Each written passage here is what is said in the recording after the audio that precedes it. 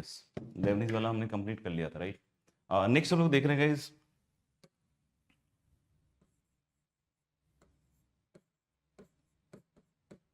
Definite integral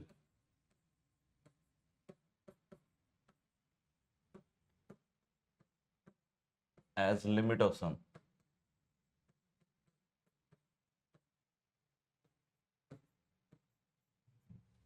definite integral as limit of sum.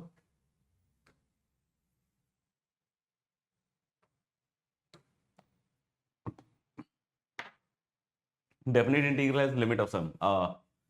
इस particular topic को start करने से पहले अगर हम बात करें इसके वेटेज के बारे में, अभी तक तो जेई एडवांस में हर साल एक सवाल इसका मिनिमम रहता ही रहता था, है ना, रहता है, मतलब अभी तक तो एक सवाल definite integral as a limit of sum का रहता ही रहता है। और 100% गारंटी रहती थी कि यार इस टॉपिक से एक सवाल तो आता ही है, जैसे लेबनीज से भी गारंटी ही रहती है ऑलमोस्ट कि आपका एक सवाल लेबनीज से रहेगा ही रहेगा, है ना। तो वैसे ही इसकी भी गारंटी रहती ही थी कि भाई एक सवाल रहेगा ही रहेगा। बट इस साल जेई मेन ने अपने सिलेबस से इसको लिखा नहीं है, मेंशन नहीं किया है ना, तो उसको हटा दिया ही बोला जा रहा है ना, ऑफ कोर्स। लेकिन फिर भी मेरा तो ये मानना है कि यार देखो, ये सब इंटीग्रल के डेफिनेट इंटीग्रेशन का इंटीग्रल पार्ट है एक तरीके से, है ना, और इसको हटाना थोड़ा मुश्किल काम है, बट हटा दिया है तो हम लोग मान के चले कि हाँ भाई जेईई मेन में इससे रिलेटेड सवाल नहीं पूछा जाना चाहिए। बट अगर पूछ दिया या इससे रिलेटेड कोई चीज़ बता दी तो ऑफ कोर्स हम किसी को ब्लेम करने की अवस्था में नहीं होंगे। तो पहली चीज़ तो ये है कि हाँ, इसमें बहुत ज़्यादा प्रैक्टिस नहीं भी अगर आप करते हो आगे चलकर इस तरह के सवालों की, लेकिन कुछ एक मिनिमम लेवल ऑफ प्रैक्टिस जरूर रखें, सो दैट कि अगर वो अपने वादों से मुकर जाते हैं तब भी हम अपने वादों पे खड़े रह सकें, है ना। और अभी तक जेई एडवांस ने इस टॉपिक को नहीं हटाया है या अपना नेक्स्ट सिलेबस अनाउंस नहीं किया है। तो जब तक नेक्स्ट सिलेबस अनाउंस नहीं किया है तब तक हम ये नहीं मान सकते हैं कि डेफिनेट इंटीग्रल में ये जो पार्ट है आपका definite integral as a limit of sum, ये हट ही जाएगा, है ना। हाँ, अब अगर बाद में पता चलता है कि दोनों का सिलेबस सेम कर दिया गया, लेकिन मुझे लगता है कि जब जेई एडवांस सिलेबस अगर करेगा तो मुझे लगता है थोड़ा सेंसिबल होगा वो, है ना। बहुत ज़्यादा इनसेंसिबल होगा नहीं, क्योंकि आपने ऐसा हटाया भी जो हटाने के लायक कहा नहीं जा सकता, है ना। आपने देखा भी होगा कि बहुत सारे सिलेबस के ऐसे पोर्शंस हटे हुए हैं जो आप कह सकते हो कि हटाए गए हैं, लेकिन वो हटे नहीं है एक्चुअली, है ना। अब बोलोगे हटे नहीं है क्या मतलब है, क्योंकि देखो बहुत सारी चीज़ें तो ऐसी है जो लिखा ही नहीं है। आप कहीं भी देखोगे तो लेबनीज नहीं लिखा है डेफिनेट इंटीग्रेशन में आज तक, ना तो लिखा था कभी, अभी भी नहीं लिखा हुआ है। तो क्या हम मान लें कि लेबनीज कभी भी अपने उसका पार्ट ही नहीं रहे? तो आंसर इज नो, रहा है ना, उससे रिलेटेड सवाल आते रहे हैं। तो बस मोटा मोटा तो अभी तक जेई एडवांस इस तरीके से करता था कि भाई डेफिनेट इंटीग्रल था और उसके जो सबसे इंपॉर्टेंट चीजें होती थी उसको हाईलाइट कर देता था। अब हम पढ़ाने वालों के जो एक्सपीरियंस में जिस तरह के सवाल आते हैं या हम जो करते थे इतने सालों से, और इतने सालों से जो भी इनके पेपर्स थे और उसको जो भी हमने एनालाइज किया आज तक, है ना, और जिस लेवल पे वो पूछ सकते हैं उस तरह के सवालों को करवाकर बच्चों को हमने तैयार किया है कंपटीशन के लिए, और सक्सेसफुल रही है ये रणनीति हमेशा से, राइट। और अभी जो ये काम किया गया है, जैसे आप देखोगे कोनिक सेक्शन और ये सारी चीजें, तो कोनिक सेक्शन में तो कुछ लिखा ही नहीं है बेसिकली, ना पहले लिखा था ना अभी लिखा है लेकिन पढ़ते तो है ही ना, टेंजेंट नॉर्मल ये सारी चीजें, जितनी भी बहुत सारी चीजें वो तो हम करते ही हैं। उन्होंने तो बस एलिप्स हाइपरबोला और ये सब लिख दिया है तो उससे थोड़ी काम चल जाता है, ठीक है ना। तो अपन को ये थोड़ा समझना पड़ेगा कि यहाँ पे हमें एक लेवल तक तो चीजों को रखना ही पड़ेगा, नहीं तो इनके भरोसे नहीं रह सकते। हाँ, कुछ चीजें हैं जो बिल्कुल शॉर्ट शॉर्ट गायब है और उस पर हम रिलाई कर सकते हैं। जैसे एक चीज है आपका मैथमेटिकल रीजनिंग, क्योंकि उसमें कोई पोर्शन नहीं हटाया, वो पूरा टॉपिक हटाया है, तो we are very much comfortable कि हाँ भाई इससे नहीं पूछना चाहिए, है ना इससे नहीं पूछना चाहिए, ठीक है। दूसरी बात, जैसे उन्होंने मैथमेटिकल इंडक्शन हटाया, तो वैसे भी ये वो सिंगल करेक्ट के लिए मेरे ख्याल से तो सही टॉपिक भी नहीं था सिंगल करेक्ट क्वेश्चंस पूछने के लिए, है ना। वो जनरली सब्जेक्टिव टाइप में मैथमेटिकल इंडक्शन ज्यादा बढ़िया बैठता है, राइट। तो मैथमेटिकल इंडक्शन हटाया है, लेकिन उसको पहले ही हटा देना चाहिए था मतलब बहुत देर कर दी हटाने में, मेरा कहना ये है। और फिर जैसे कि अगर हम बात करें आपका हाइट एंड डिस्टेंसेस, है ना, तो हाइट एंड डिस्टेंसेस को आप मान सकते हो कि हटा हुआ है कि उस तरह के सवाल नहीं पूछ सकता है। लेकिन हाँ, sine theta cos theta tan theta से रिलेटेड कोई भी चीज पूछी तो जा सकती है, राइट। तो इसलिए हम ये समझे कि कुछ ऐसे टॉपिक्स हैं जो आप बोल सकते हैं कि हाँ भाई ये पूरी तरीके से हट गया है। अब एओडी में जैसे लेग्रांजेस और आप रोलिस थ्योरम की बात करेंगे, तो वो मेंशन नहीं किया है, तो वो एक अपने में सेल्फ कंटेन्ड पार्ट है, तो उसको हम एज्यूम कर सकते हैं हाँ भाई इसको हम ना भी पढ़े जेई मेन के दृष्टिकोण से तो चलेगा, है ना। तो इस तरीके से हमें थोड़ा सोचना पड़ेगा। अब जैसे स्ट्रेट लाइन में उन्होंने बोला फैमिली ऑफ लाइंस नहीं है, बोला मतलब last year family of lines लिखा हुआ था, इस साल फैमिली ऑफ लाइंस नहीं लिखा हुआ है, बस ये फर्क है ना। एंगल बाइसेक्टर शायद लिखा था, अभी नहीं लिखा है। तो अब कोई बोले कि सर फैमिली ऑफ लाइंस फिर नहीं पढ़ना है, ठीक है मत पढ़ो, लेकिन पॉइंट ये है कि भाई उससे रिलेटेड सवाल तो आ ही सकता है ना। Family of lines word use करना बहुत जरूरी थोड़ी है। बोलता है कि this line passes through a fix point, तो भाई ये तो चीज तो अभी भी पूछी जा सकती है ना, ये चीज तो अभी भी पूछी जा सकती है, इससे रिलेटेड सवाल अभी, क्योंकि उसमें मैंने कहीं फैमिली ऑफ लाइंस तो मेंशन किया नहीं है। और अगर हमें थोड़ी सी भी अगर समझदारी है तो जो भी लाइन की इक्वेशन आई है वो एक फिक्स पॉइंट से पास करे, वो चीज तो हो ही सकता है ना, वो चीज तो पूछा ही जा सकता है। तो मतलब आप हटा के भी चीजों को नहीं हटाने वाले काम कर रहे हैं। अब जैसे कुछ जगहों पे बड़ा अच्छा काम किया उन्होंने कि भाई यूनिट वाइज पूरा पूरा ही हटाया, जैसे पर्टिकुलर चीज पूरा हटा दिया, ये चीज पूरा हटा दिया, तो कहीं कोई संशय नहीं है, वहां दुविधा नहीं है। आपको पता है कि भाई ये चीज जो है ना सरफेस केमिस्ट्री शायद उसमें लिखा हुआ है ना, तो हट गया है, तो हमें पता है कि इससे हमें कुछ नहीं पढ़ना है। तो अगर ऐसा कुछ हटाया होता तब भी हमारे लिए ना एक अच्छी बात हो जाती है ना, कि हमारा कुछ लोड कम हो जाता। बट अभी बस हम फॉर द टाइमिंग जैसा प्लेन हट गया है तो ठीक है, हम प्लेन पे बिल्कुल स्किप नहीं करें, है ना, हम कम क्वेश्चंस करें लेकिन प्लेन बिल्कुल स्किप ना कर दें। दूसरी बात, अगर कोई बोले कि प्लेन के अंदर जैसे लास्ट ईयर के जो क्वेश्चन है PYQs हैं तो उसको करें या ना करें, तो भाई उसको करें लेकिन बहुत ज्यादा ना करें, बस ये आप सोचिए ना, बहुत ज्यादा ना करें। जैसे कि अब ऐसा ना हो कि भाई अगर 10 सवाल आए हैं तो 10 के 10 कर रहे हैं, 15 सवाल आए हैं 15 के 15 कर रहे हैं, 5 सवाल कर लें, 6 सवाल कर लें, है ना, उसमें से सेलेक्ट करके। तो बिल्कुल आप उसको हटा नहीं सकते, क्योंकि प्लेन देखो अब आप मैट्रिसेस तो रख ही रहो, मैट्रिसेस में आप इक्वेशन सॉल्व कराओगे ही कराओगे, है ना, और उसमें लिखा भी है साइमल्टेनियस इक्वेशंस, ठीक है ना। तो वो सॉल्विंग क्या है, वो सॉल्विंग प्लेन की ही सॉल्विंग है।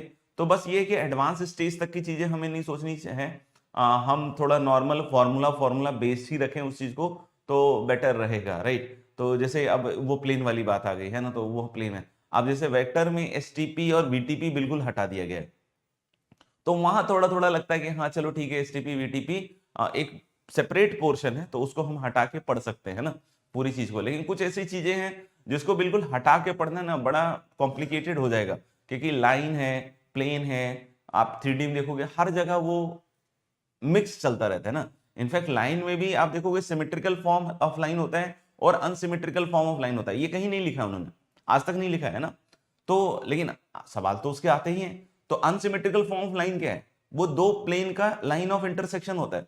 तो बहुत ऑब्वियस है यार कि वो तो आपको अगर लाइन दिया है तो आपको उससे रिलेटेड वो चीज पढ़नी पड़ेगी, और फिर प्लेन में आपको घुसना ही पड़ेगा, प्लेन के नॉर्मल के बारे में बात करनी ही पड़ेगी, तभी आप अनसिमेट्रिकल को सिमेट्रिकल फॉर्म में कन्वर्ट कर पाएंगे, है ना। तो इसलिए हमें थोड़ा समझदारी से सूझबूझ से अगर कोई चीज नहीं समझ में आएगी क्या पढ़ना है क्या छोड़ना है, तो डू आस्क देम कि भाई क्या पढ़ना है क्या छोड़ना है, वो सारी चीज पूछते हुए आगे बढ़ना है। ऐसा नहीं कि हम अपना खुद का कोई निर्णय ऐसा ले लें जो आगे चल के हमारे लिए उल्टा सिद्ध हो जाए, है ना। और रेस्पेक्टिव टीचर से ही पूछे तो बेटर रहेगा, क्योंकि मैथ्स पढ़ाने वाले फिजिक्स का गाइड नहीं कर सकते, फिजिक्स पढ़ाने क्योंकि जिसकी जो एक्सपर्टाइज है उसके हिसाब से ही अगर आप उनसे पूछेंगे तो वो अपने एक्सपीरियंस अपने अनुभव के हिसाब से, क्योंकि देखो टेक्निकलिटी तो कुछ है नहीं, है ना, क्योंकि लिखा तो सब कुछ होता भी नहीं है सिलेबस में ऐसे भी देखे, और हार्डली ऐसे कोई बच्चे होंगे जिन्होंने आज तक सिलेबस देखा होगा।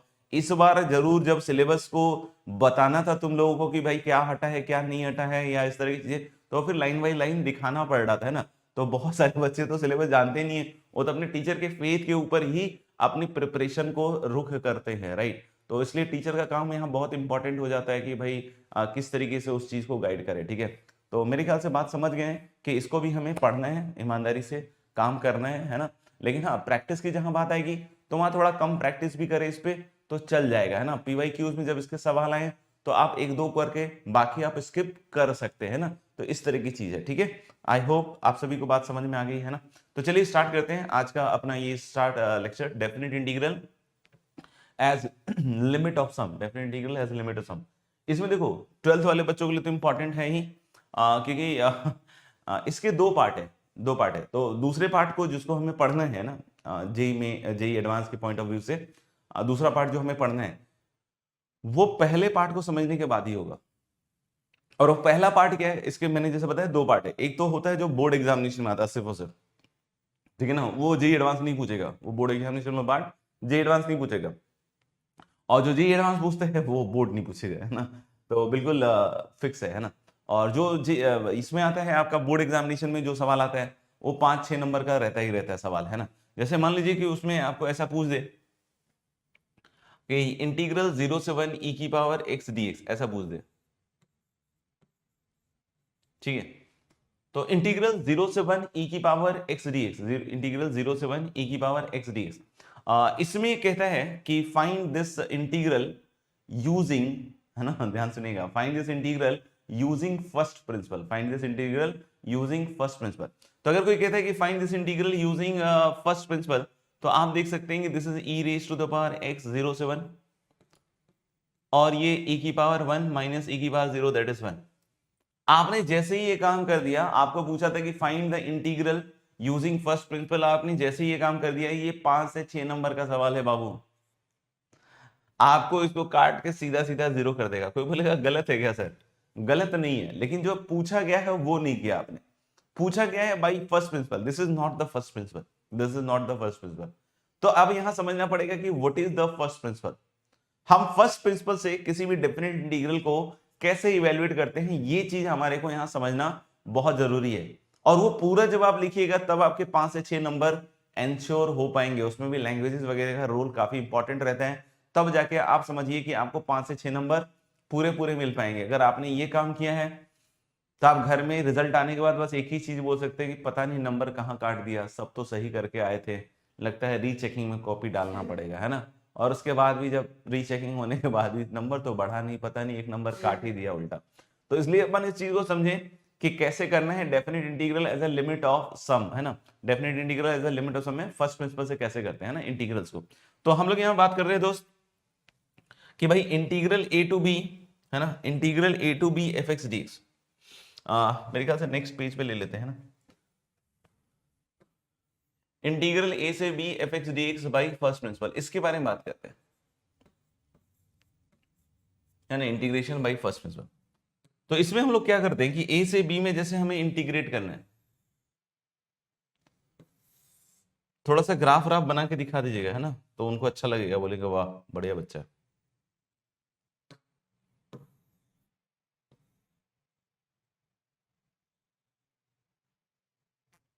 है ना। और इस तरीके से जैसे कोई कर्व ले लिया आपने y equal to f x,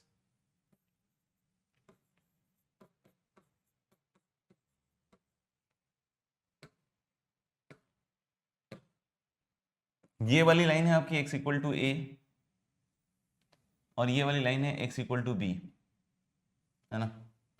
ये वाली लाइन है x इक्वल टू ए,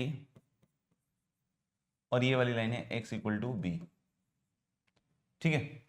और हम लोग बोल रहे हैं integral a to b f x d x, है ना, integral a to b f x d x. मतलब आपको पता है किस एरिया को रेफर कर रहा है, आई होप आप सभी जानते हैं कि किस एरिया को रेफर कर रहा है, अंडर द कर्व, ठीक है ना, टिल दिस एक्स एक्सिस, है ना, ये पूरे एरिया को कवर करता है। तो इसमें वही फर्स्ट प्रिंसिपल से करने का तरीका क्या है कि हम ये जो लेंथ है बी माइनस ए, मतलब ये a कॉमा 0 से b कॉमा 0 तक का जो लेंथ है, ये जो b माइनस ए लेंथ है, इसको हम n इक्वल पार्ट्स में डिवाइड करते हैं, हर एक का लेंथ कितना लेते हैं h, है ना। तो हम लोग इसमें पहली लाइन क्या बोल रहे हैं कि ये जरूर लिखिएगा कि डिवाइड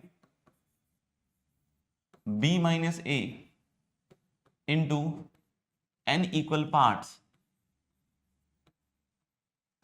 है ना, n equal parts each having width h,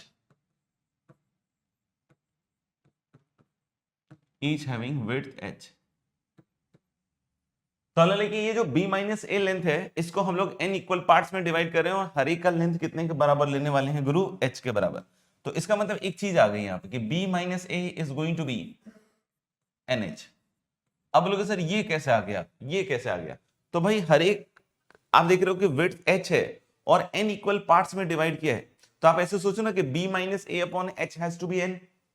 नहीं, क्योंकि हमने b माइनस ए पूरे लेंथ को अगर हम h के पार्ट्स में डिवाइड कर रहे हैं and we want to know कि how many parts it will create, तो b माइनस ए को h से डिवाइड करेंगे। जैसे मान लो 6 टोटल यूनिट है लेंथ की, है ना, और उसको दो दो के इक्वल पार्ट में डिवाइड करोगे and you want to know कि ऐसे कितने पार्ट्स आएंगे, तो 6/2 दैट इज 3 पार्ट्स आएंगे टोटल के, है ना।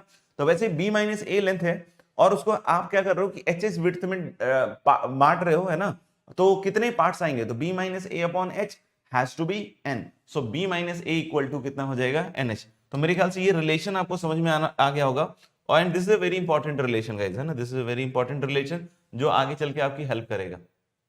एक तो ये हो गया। तो अब हमने क्या बोला कि भाई b minus a equal to n h हो गया, तो अब हम लोग ये एच एच विड्थ वाले पॉइंट काट रहे हैं इसमें, है ना, आइएगा। तो अगर हम लोग बोले कि एच एच विड्थ वाले लेंथ काटेंगे यहाँ पे, तो जैसे पहला देखिएगा ये ए की जस्ट बाद वाला क्या हो जाएगा भाई, ए प्लस एच, उसका अगला देखिएगा ए प्लस टू एच, है ना, फिर कोई बोले उसके अगला वाला सर ए प्लस थ्री एच, ऐसे चलता जाएगा, है ना। अब ऐसे अगर अपन मार्क करते रहे तो मेरे ख्याल से पूरी क्लास खत्म हो जाएगी, इससे बेटर है कि हम लास्ट वाले पे चले लेते हैं। अच्छा b किसके बराबर है, b है देखो बेटा यहां से a प्लस एन एच, तो अगर b आपका a प्लस एन एच के बराबर है तो उससे h डिस्टेंस पहले वाला कौन सा होगा, उससे h डिस्टेंस पहले वाला होगा भाई a plus n minus one h, उससे h डिस्टेंस पहले वाला क्या होगा, a plus n minus one h, है ना, कितना होगा a plus n minus one h. अब हम क्या कर सकते हैं भाई, अब हम क्या कर सकते हैं जरा देखिएगा, अब हम क्या कर सकते हैं, कुछ लाइंस बना रहे हैं ना, कुछ लाइंस बना रहे हैं वर्टिकल, कुछ लाइंस बना रहे हैं हम लोग क्या वर्टिकल, देखना पहली लाइन बना रहे हैं a प्लस एच पे,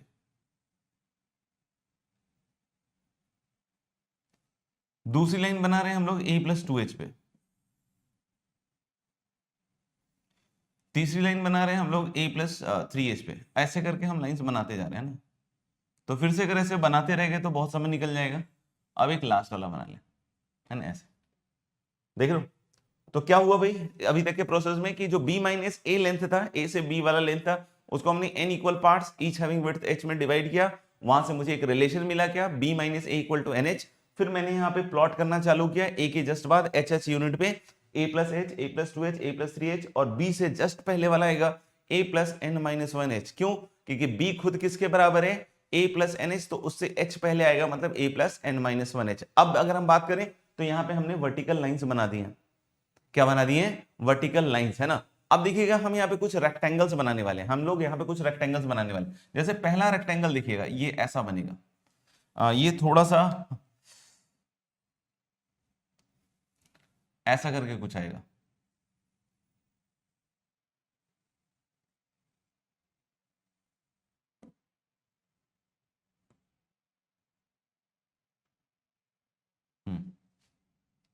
ऐसा करके आएगा इस तरह का, ठीक है ना।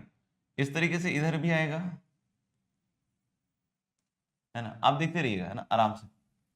वैसे कम दिख रहा होगा, बट आप थोड़ा सा ध्यान से विजुलाइज कीजिएगा ना, तो आपको दिखेगा यहाँ कुछ कुछ स्पेसेस बाकी ऊपर ऊपर दिख रहा है, यहाँ पे तो बहुत क्लियरली दिख रहा है। जैसे जैसे कर्व थोड़ा सा स्टीप हो रहा है तो आपको बहुत अच्छी फील दे रहा है कि यहाँ पे कुछ कुछ स्पेसेस जो है ना बाकी है। मुझे आई होप इट इज विजिबल। इसके पहले वाला चाहो तो एक और बना देते हैं ना, इसके पहले वाला एक और बना देते हैं,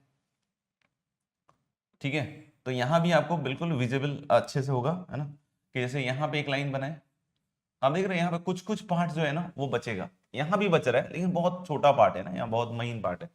तो इधर भी है लेकिन उधर आप देख सकते हो कुछ कुछ पार्ट्स आपका बचता हुआ जा रहा है। अब मैं क्या कह रहा हूं कि इन रेक्टेंगल्स के एरियाज को जोड़ रहा हूं, इन रेक्टेंगल्स के एरियाज को क्या कर रहे हैं हम लोग, जोड़ रहे हैं, ठीक है ना। तो हम लोग बोले कि ये जैसे रेक्टेंगल का एरिया है भाई, फिर अगला ये वाला रेक्टेंगल है ना, फिर ये वाला रेक्टेंगल है, इन सब के एरियाज को हम ऐड कर रहे हैं, एड अप कर रहे हैं, देखना। फिर ये रेक्टेंगल है आपका, फिर ये रेक्टेंगल है। तो देखो रेक्टेंगल का एरिया हम कैसे निकालते हैं, प्रोडक्ट ऑफ द डायमेंशंस, है ना। तो इसमें एक डायमेंशन आप देखोगे ना हमेशा h है, हमेशा h है ना। जैसे कि मैं पहले रेक्टेंगल का एरिया आपको समझाने की कोशिश करूं, है ना, तो देखिएगा ये h है और इधर से ये हाइट है बेटा fa। तो यानी पहले वाले रेक्टेंगल का ये यहां से लाइन चली है ना, ये ऊपर वाली लाइन यहां से चली है, ठीक है ना। तो आप अगर थोड़ा सा ध्यान से देखिएगा ना तो ये है ना, ये वाली लाइन यहां से चली है, तो ये एफ ए इंटू एच है। अगला वाला देखना, अगला वाला ये वाला जो पार्ट है ना, ये देखो ये है f of a plus H into H. फिर इसका अगला वाला पार्ट देखिएगा, ये फिर से एच है और ये वाला लेंथ कितना हो गया, F of a plus two H. आप देखो ना यहाँ नीचे कौन सा पॉइंट है, एक्स की वैल्यू ए प्लस टू एच है, तो ये हाइट हो गई F of a plus two H. को बोले सर इसके अगला वाला अगर हम बनाते हैं, तो बेटा इसके अगला वाला बनाओगे तो आपको मेरे ख्याल से विजिबल हो गया होगा वैसे तो, कि this is again H width है ना, एच विड्थ, और ऊपर से ये वाली जो हाइट आएगी बच्चों ये कितनी आ जाएगी, F of a plus 3h। तो क्या आपको समझ में आ रहा है कि रेक्टेंगल्स के एरियाज कैसे बनते जाएंगे, h into f of a plus h into f of a plus H plus h into f of a plus 2h। नहीं समझ में आए तो आप बता दीजिएगा, है ना। और ऐसे चलते जाइएगा, ऐसे चलते जाइएगा। तो इससे पहले वाला ये जो आएगा h इंटू ये वाला हो जाएगा f of a plus n minus 2h, और उसके बाद ये जो लास्ट वाला आएगा h into f of a plus n minus 1h, है ना। फंक्शनल वैल्यूज निकल रही हैं, तो हम लोग लेके टिल कहां तक जाएगा, ये f of a plus n minus 1h। आप खुद सोच लीजिए एक बार, और नहीं समझ में आया तो बताइए, है ना। और समझ में आ गया तो यहां तक पहले लिखिए, है ना। This is the sum of the areas of the rectangle.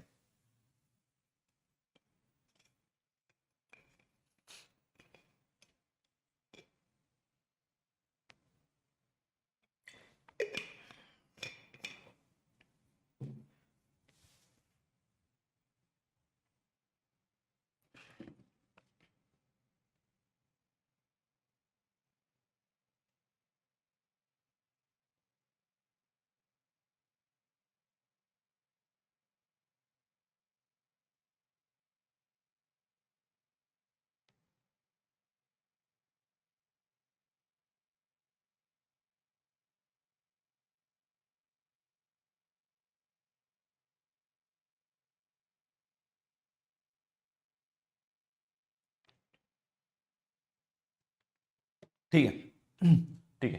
तो हम लोग बोले कि इसको अगर लिखेंगे तो इसको हम लोग ऐसे लिख सकते हैं, sigma h into f of a plus r H.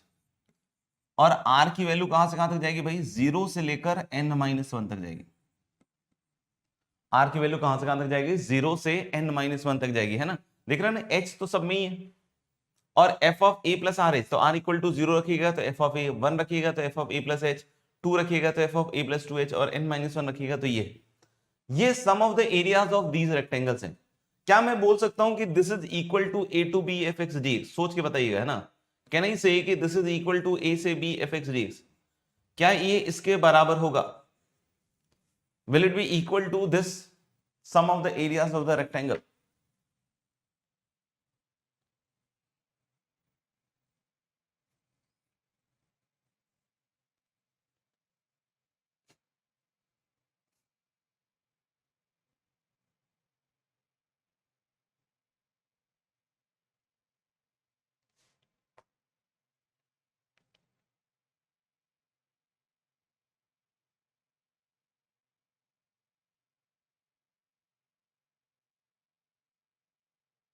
No, very good. तो हम लोग के सभी बच्चों का आंसर नो आ रहा है, एंड दैट्स वेरी ग्रेट। क्यों, क्योंकि ऑफ कोर्स आप देख सकते हो जब सम ऑफ एरियाज ऑफ रेक्टेंगल आपने किया था तो ये ऊपर ऊपर का एरिया बहुत सारा बचा हुआ था, ये ऊपर ऊपर का एरिया जो है वो बहुत सारा बचा हुआ था। इनफैक्ट हम बोल सकते हैं क्या कि ये जो क्वांटिटी है this is going to be less than, है ना, या फिर ये वाली जो क्वांटिटी है this is greater than, area under the curve is going to be greater than this sum of the areas of this rectangle. क्योंकि हम लोग बोल रहे हैं इसमें कुछ कुछ पोर्शंस ऊपर ऊपर बच गए, तो जो सम है रेक्टेंगल्स के एरियाज का that can not be equal to the area under the curve. In fact area under the curve will be greater than this, it will be greater than this. I hope it is clear, है ना। लेकिन कोई पूछे कि sir इसको बराबर किया जा सकता है क्या, आंसर इज यस, किया जा सकता है ना। अब बोलोगे सर कैसे किया जा सकता है, तो हम थोड़ा सा इसमें मेहनत करने वाले हैं, देखिएगा ध्यान से। इंटीग्रल a से b f x d x can be equal to this, अगर हम ये कंडीशन ले लें कि h इज अप्रोचिंग 0। अब बोलोगे सर इससे क्या होगा, तो बेटा जैसे ही आपने h को 0 किया, है ना, ये विड्थ बहुत बहुत बहुत छोटा होता जाएगा, और n रेक्टेंगल की जगह इनफाइनाइट रेक्टेंगल बन जाएंगे। कैसे साहब, इस कंडीशन को थोड़ा एक्सप्लोर कीजिए। b minus a upon h is equal to n, है ना, b minus a upon h equal to n। देखो कुछ भी हो रहा हो b माइनस ए पे तो कोई चेंज नहीं ना, क्योंकि a और b तो फिक्स्ड है।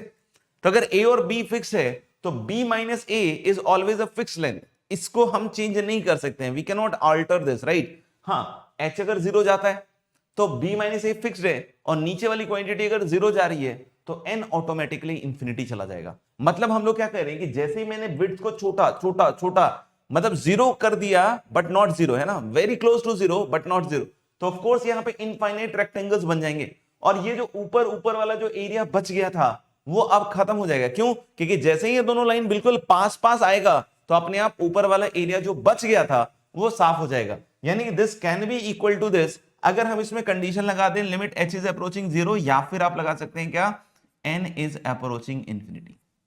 h is approaching 0 or n is approaching infinity. So this will become h into sigma r equal to 0 से n minus 1 f of a plus rh, ऐसा कुछ है ना, f of a plus rh।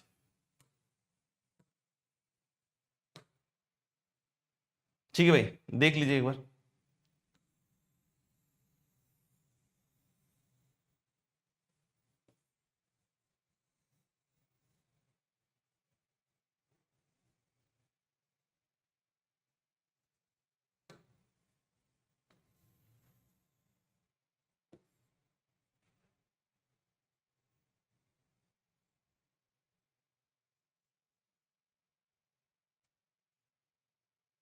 है ना, देख लें। तो हम लोग बोल सकते हैं इंटीग्रल a से b f x dx will become equal to this sigma sum of the areas of the rectangle, अगर हम इस पे कंडीशन लगा दें कि h इज अप्रोचिंग 0 या फिर n इज अप्रोचिंग इंफिनिटी, क्योंकि h 0 जाएगा तो n इंफिनिटी और n इंफिनिटी जाएगा तो h 0 जाएगा। क्या ये बात क्लियर है? अगर क्लियर है तो क्लियर लिख दीजिए और हो गया हो तो डन कर दीजिए।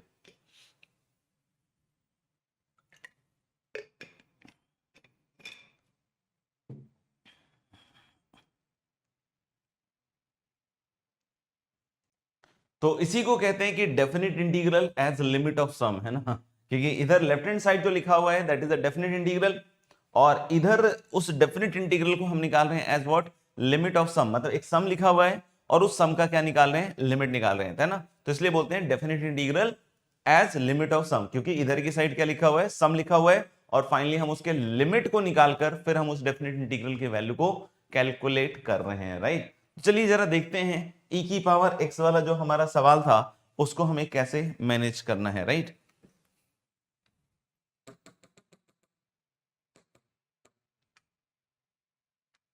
ठीक है, तो पहला सवाल हमारा ये था 0 से 1 e की पावर x dx। तो फिर इसमें अगर हम उसके हिसाब से करेंगे तो हमें लिखना पड़ेगा बच्चों, है ना, 0 से 1 e की power x dx equal to क्या हो जाएगा, लिमिट h इज अप्रोचिंग 0 और n इज अप्रोचिंग इंफिनिटी, जो भी आप लिखना चाहें, जो भी यूज आ रहा हो, है ना, और h into sigma F x बेटा आपका कितने के बराबर है, एफ एक्स है e की पावर x, है ना। एफ एक्स क्या है आपका, जिसको इंटीग्रेट कर रहे हैं वो क्या है, e की पावर x, और यहाँ पे h इंटू कितना है, f of a plus r H. तो पहले यहाँ a और b पहचानते हैं ना, यहाँ पे a की वैल्यू कितनी है 0, b की वैल्यू कितनी है 1, तो यानी b minus a equal to n h वाला रिजल्ट तो यहां भी होल्ड करेगा, इंपॉर्टेंट रिजल्ट है ना। तो 1 minus 0 1 equal to n h, एक रिजल्ट ये भी है ना। अब कोई बोलता है f of a plus r h लिखिए सर, तो ए तो 0 है ना भाई, और प्लस आर एच, आर की वैल्यू 0 से एन माइनस 1 कुछ ऐसा बनना चाहिए, है ना। यानी हम लोग बोल सकते हैं क्या कि यहां क्या बन रहा है भाई, limit h is approaching 0 n is approaching infinity, लिखना है तो लिखिए, नहीं लिखना है तो नहीं भी लिख सकते हैं, क्योंकि एक से ही दूसरा भी समझ में आता है h। अब यहां जब 0 प्लस आर एच की बात आएगी भाई, तो f of 0 plus r H मतलब f of R H, f of R H क्या आएगा, सिग्मा r इक्वल टू 0 से n माइनस 1, और f ऑफ आर एच का मतलब हो गया e की पावर आर एच, e की पावर आर एच, है ना। अब अगर मैं इसको लिखना चाहूं तो मैं ऐसे लिख सकता हूं कि this is now limit h is approaching 0 n is approaching infinity,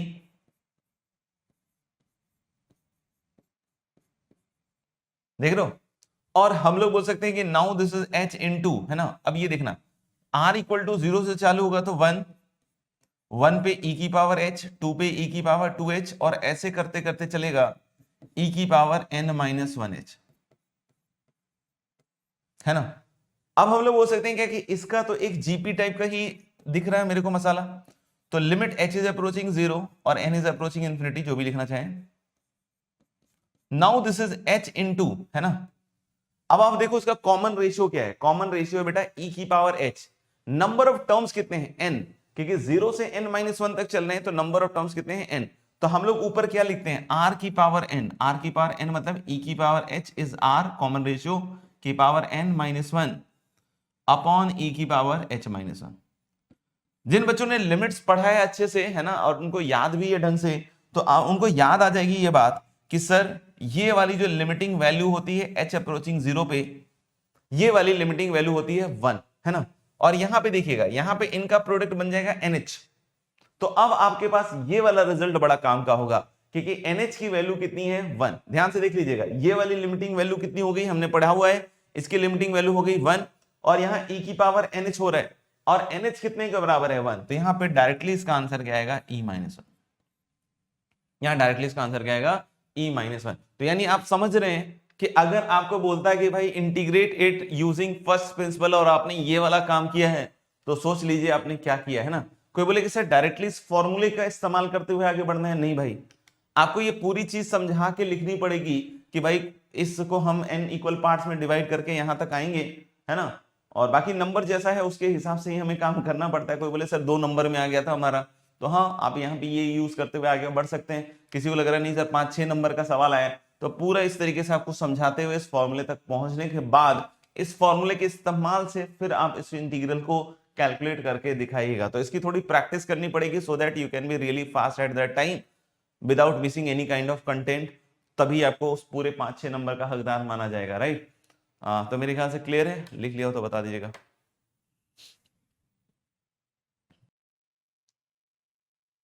चलिए मेरे ख्याल से क्लियर है, और इस पे अगर कुछ क्वेश्चंस आपको बोर्ड लेवल के करने हैं बच्चों, तो आप अपने हिसाब से कर लीजिएगा। जो भी आपके बोर्ड के प्रीवियस ईयर सवाल आए होंगे तो डेफिनेटली आप उन प्रीवियस ईयर क्वेश्चंस में से कुछ क्वेश्चंस को अटेम्प्ट करके इस चीज को आप ढंग का कर सकते हैं ना। बाकी मैंने समझा दिया है कि क्या क्या स्टेप्स क्रूशियल है। ये b-a=nh वाला रिजल्ट यूज होता ही होता है इसमें, तो इस चीज का भी हमें ध्यान रखना, ऐसा ना हो कि ये वाला रिलेशन ही मिस हो जाए और काम गड़बड़ हो जाए, राइट। तो ये तो बात हो गई कि जो definite integral as limit of sum है जो बोर्ड में पूछा जाता है वो कैसा है ना। अब हम बात करते हैं कि जो जेईई एडवांस में पूछा जा सकता है अगर ये टॉपिक रहता है तो वो कैसा होगा, है ना, वो कैसा होगा। तो आप देखोगे जनरली जब आप जेईई एडवांस वाले सवालों को इस तरह के देखोगे तो उसमें एच का कहीं नामो निशान नहीं होता है। जैसे अभी अभी अभी क्या था इंटरेस्टिंग कि अभी हमारे को ये पूछ रहा है और हमें इसमें कन्वर्ट करना पड़ रहा है, अभी ये था, है ना, this was the interesting thing कि हमारे को डेफिनेट इंटीग्रल पूछ रहा था और हम इसे एज लिमिट ऑफ सम निकालने की कोशिश कर रहे थे। अब ये नहीं पूछेगा, अब बोलेगा क्या कि भाई ये लिमिट की वैल्यू निकालो, तो उसमें आपको क्या करना पड़ेगा कि ये जो लिमिट की वैल्यू निकालने के लिए पूछेगा,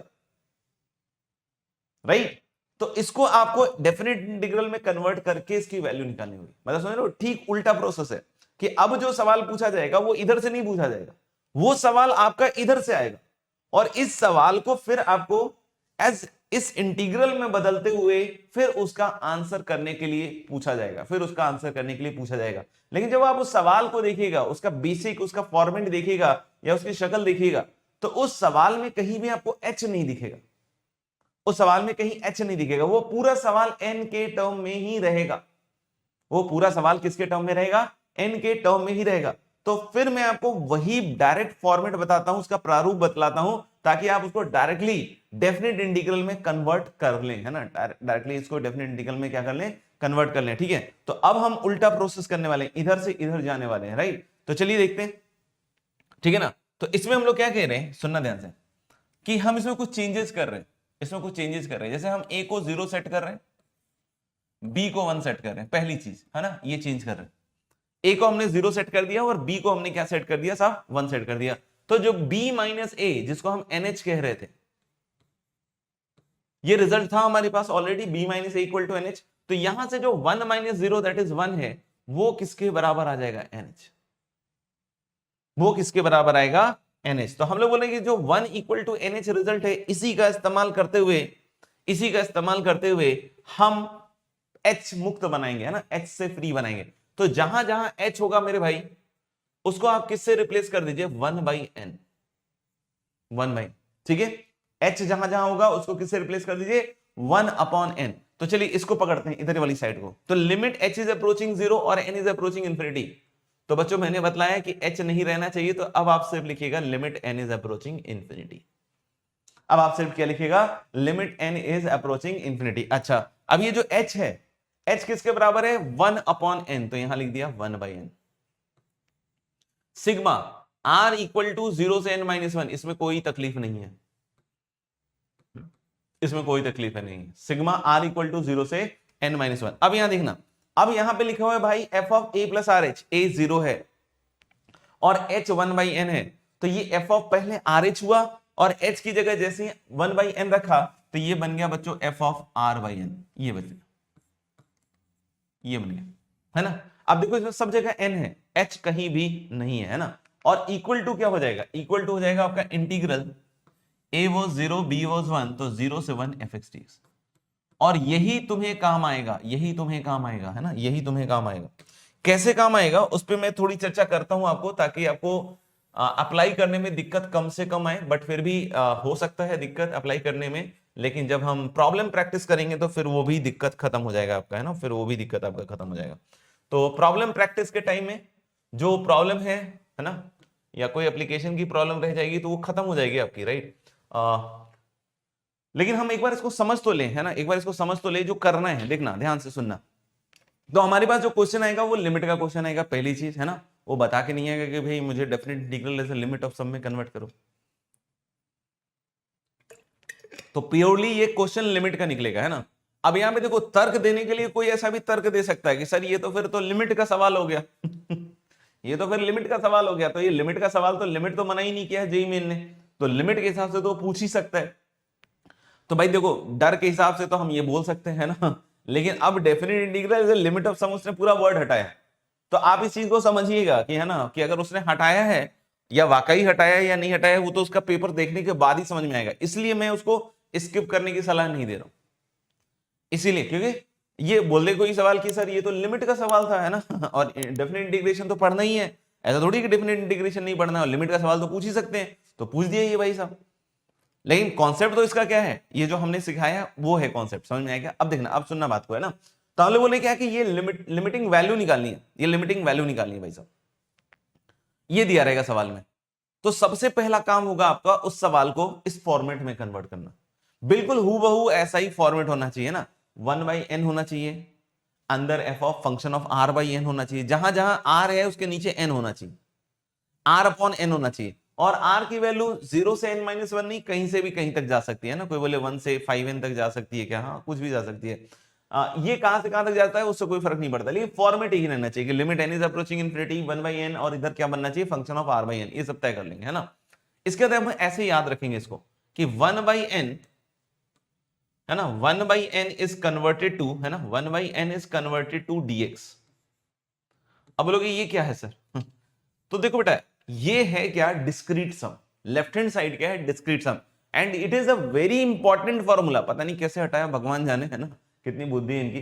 this is a very important formula कि हम इसमें डिस्क्रीट सम से कंटिन्यूअस सम में बदलते हैं। ये फॉर्मूला आपको बतलाता है कि डिस्क्रीट सम को आप कैसे कंटिन्यूअस सम में बदल सकते हो। तो वहां पे जब 1/n था वो एक्चुअली dx का रोल प्ले कर रहा है। आप बोलोगे सर ये फील नहीं आया कि 1/n dx का रोल कैसे प्ले कर रहा था, तो 1/n क्या था, h। 1/n क्या था भाई, अगर आपने सेट किया है a को 0 और b को 1, तो 1/n क्या है, h, और h क्या था यहाँ पे, h यही विड्थ तो था जिसको फाइनली आपने 0 की तरफ भेज दिया, तो वो dx का ही तो रोल प्ले कर रहा है मेरे भाई, है ना। h जो है वो, या 1/n है, n इज अप्रोचिंग इंफिनिटी, तो वो किसका रोल प्ले कर रहा है, dx का। तो इसलिए ध्यान रखेंगे कि 1/n को हम किससे बदलेंगे, dx से। सिग्मा ऑफ कोर्स किससे बदलेगा, इंटीग्रल साइन से। सिग्मा ऑफ कोर्स किससे बदलेगा, इंटीग्रल साइन से। और ये जो r/n है ये है x, ये r/n जो है वो है x, वो ऐसे दिख भी रहा है और ऐसे कॉमन सेंस से भी दिख रहा है, सुनना ध्यान से कैसे।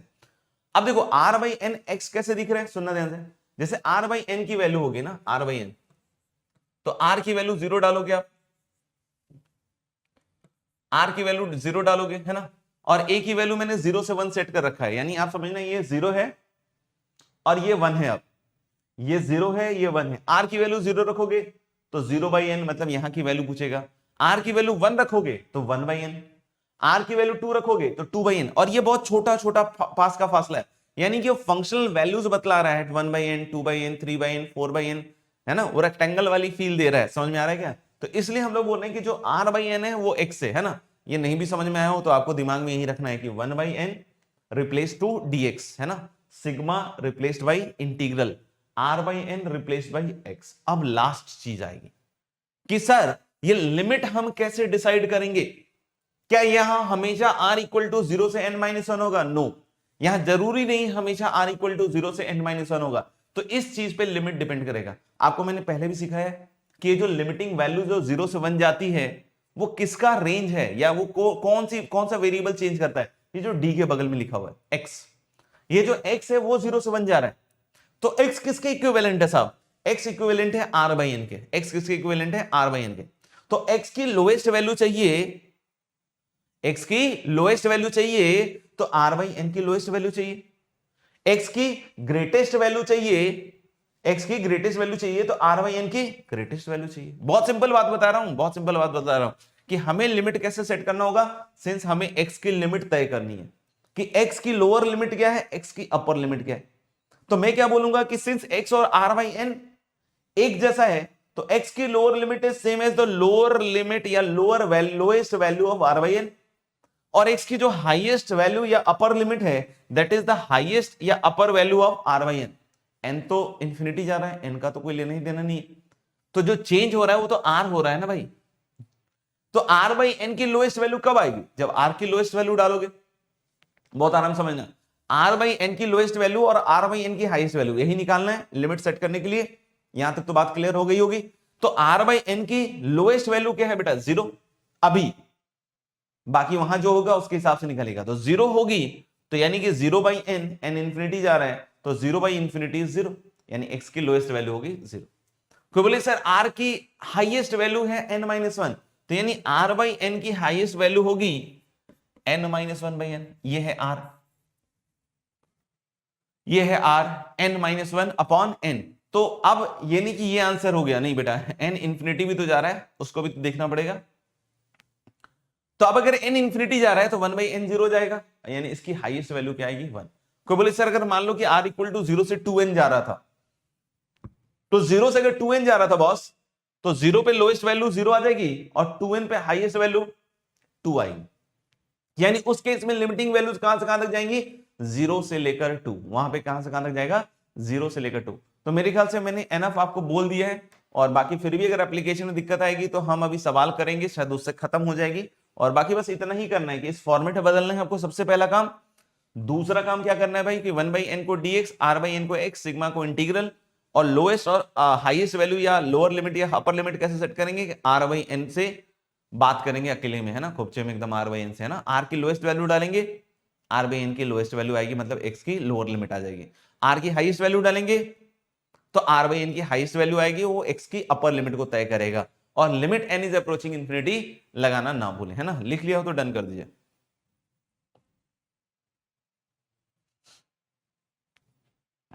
और कोई डाउट हो तो पूछ सकते हैं ना।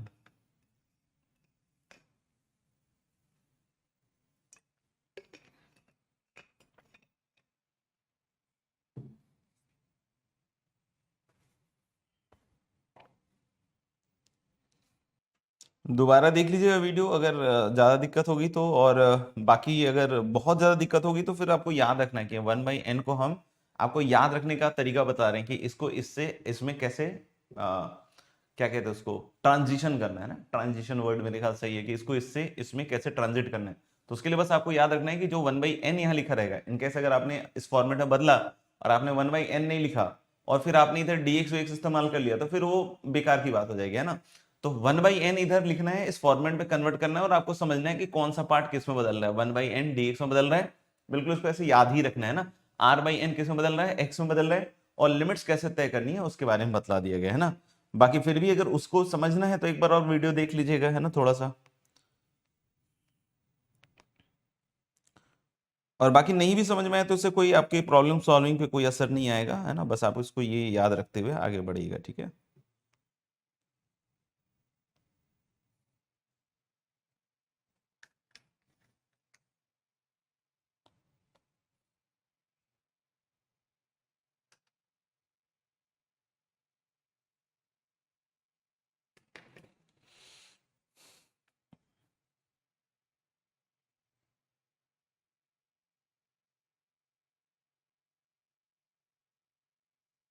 ओके, जो पहला सवाल है वो आप कर सकते हैं। Limit n is approaching infinity 1/n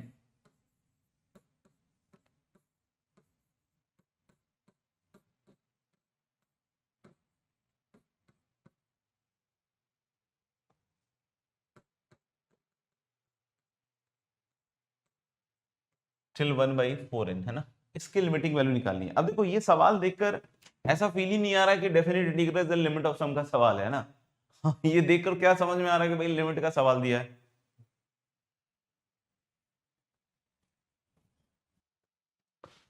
okay चलिए सॉल्व करके दिखाते हैं आपको, है ना, इस सवाल को। जैसे सबसे पहले आप इसको फील कीजिए कि ये क्या लिखा हुआ है। ये लिखा हुआ है भाई 1/n+0 plus 1/n+1 and so on till, आप देख सकते हो कि this is written as 1/n+3n, ऐसा करके लिखा हुआ है ना। और sigma limit n is approaching infinity. तो पहली चीज मैंने बतलाई थी कि इसको सिग्मा फॉर्मेट में बदलिए, है ना। पहली चीज मैंने क्या बतलाई भाई कि इसको सिग्मा फॉर्मेट में बदलिए। किसमें बदलिए? सिग्मा फॉर्मेट में। तो limit n is approaching infinity sigma 1/n+r type में दिख रहा है भाई। n+r types, n+0, n+1, n+2, n+3 till n+3n। r की वैल्यू कहां से कहां तक जा रही है? 0 से 3n। r की वैल्यू देख सकते हो, n+r में r0, n+1, n+2 से n+3n। तो r की वैल्यू 0 से 3n। क्या उस फॉर्मेट में कन्वर्ट हो गया? नहीं। उस फॉर्मेट में कन्वर्ट करने के लिए पहले बाहर 1/n चाहिए और अंदर r/n का फंक्शन चाहिए। दोनों चीजें सही चाहिए, है ना। 1/n भी चाहिए और r/n भी चाहिए। तो कैसे पूरी हो सकती है? तो r के नीचे n लाना है। तो r के नीचे n लाना है भाई, तो आप n बाहर निकाल लो ना। r इक्वल टू 0 से 3n। और अगर आपने इसमें से n बाहर खींचा तो यहां बच जाएगा 1+r/n। तो देखो ये r/n का फंक्शन बन गया। और ये जो n बाहर निकला है इसको बिल्कुल बाहर लिख सकते हैं। क्यों सर? क्योंकि सिग्मा तो r पे चल रहा है ना, सिग्मा n पे थोड़ी चल रहा है। सिग्मा किस पे चल रहा है? r पे चल रहा है। तो n को तो आप बाहर निकाल सकते हो। तो क्या उस फॉर्मेट में बदल गया? यस, 1/n भी आ गया, सिग्मा भी आ गया, r/n का फंक्शन भी आ गया। तो क्या क्या करना है ना, ध्यान से देखिएगा। सिग्मा किस में कन्वर्ट होगा? इंटीग्रल में। 1/n जो छोटा छोटा लेंथ को रिप्रेजेंट कर रहा है, क्योंकि h है, 1/n h है और h छोटा छोटा लेंथ है, तो dx भी तो छोटा छोटा लेंथ ही होता था ना जो एरिया इंटीग्रेट करता था। तो 1/n किस में बदल गया भैया? dx में, है ना। और r/n किस में बदल गया भाई? x में। Limit limit limit. तो लिमिट के लिए मैंने क्या बोला था भाई कि r/n से अलग से बात कीजिए। r/n के लोएस्ट वैल्यू निकालेंगे, लोएस्ट वैल्यू। तो r/n की लोएस्ट वैल्यू r की लोएस्ट वैल्यू के लिए आएगा। r की लोएस्ट वैल्यू कितनी है भाई? 0। तो 0/n is going to B 0, है ना। ऐसे ही r की हाईएस्ट वैल्यू है 3n। तो जब 3n रखोगे तो 3n/n इज 3। तो यानी कि इसकी जो हाईएस्ट वैल्यू है या अपर लिमिट है वो कितना आएगा? 3। तो this is how it will be converted. कुछ नहीं भी समझ में आया तो ये 4 पॉइंट्स याद रखना है कि 1/n is dx, sigma is the integral, r/n is x। और इस फॉर्मेट को अपने मन मस्तिष्क दिल के द्वार और जहां भी हो, घुटना वगैरह जहां भी हो, है ना, इसको बिठा लीजिएगा। बिल्कुल इसी फॉर्म में कन्वर्ट करना है। तो अब इसके बाद इसकी वैल्यू आ गई भाई कि ln 1+x, है ना, इंटीग्रल 0 से 3। तो 3 रखोगे तो ln 4 और 0 रखोगे तो 0। तो the answer will be ln 4। Clear है?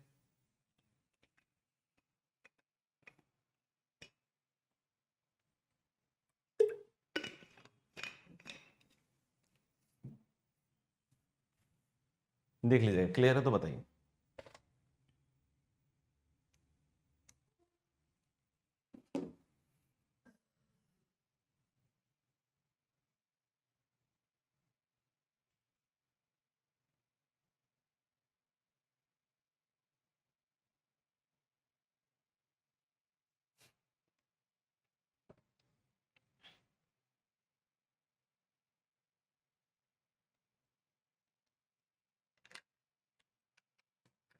चलिए अगले सवाल पे चलते हैं। Next question.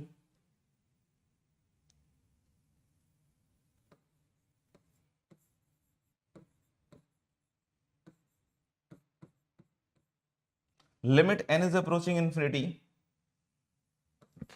√1 plus √2 plus √3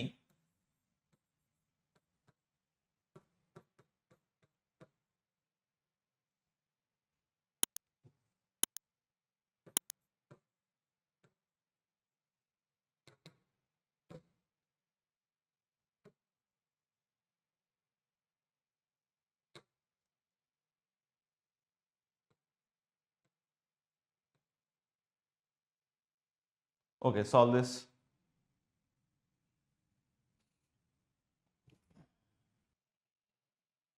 yes, तो चलिए इसको कन्वर्ट करते हैं सबसे पहले बच्चों सिग्मा वाले फॉर्मेट में। तो ये जो n है ये तो दिख ही रहा है बच्चों, तो limit n is approaching infinity है ना, 1/n, तो ये बाहर ही बाहर है। और इसको जब अलग अलग पे आप बिखेर दीजिएगा रूट n को है ना इधर, तो रूट अंडर 1/n, देखिए रूट n को जब इसके नीचे ले जाके लिखिएगा √1/√n, n तो बाहर आ गया है ना, तो 1/, और इस तरीके से √2/n प्लस √3/n है ना। और ऐसे लिखते हुए जाओगे तो लास्ट वाला क्या बनेगा, रूट अंडर है ना 2 अंदर जाएगा तो कितना बन जाएगा 4n/n, ऐसा बन रहा है। तो ये तो बिल्कुल सिग्मा वाले स्ट्रक्चर में बदल गया है ना, सीधा ही बदल गया कि limit n is approaching infinity 1/n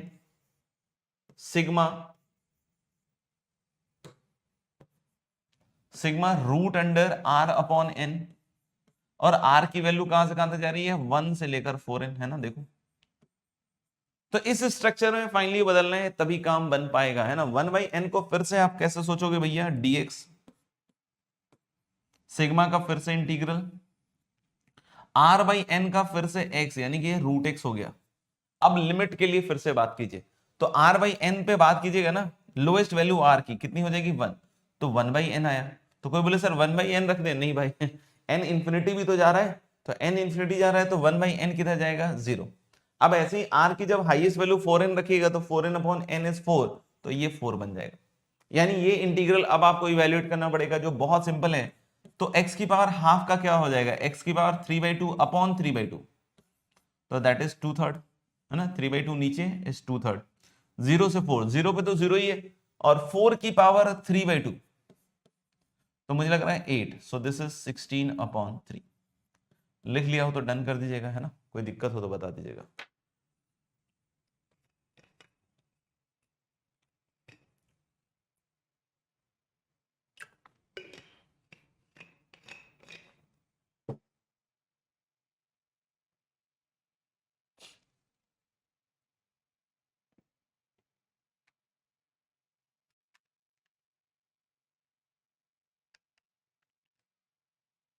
चलिए नेक्स्ट क्वेश्चन पे आते हैं गाइस।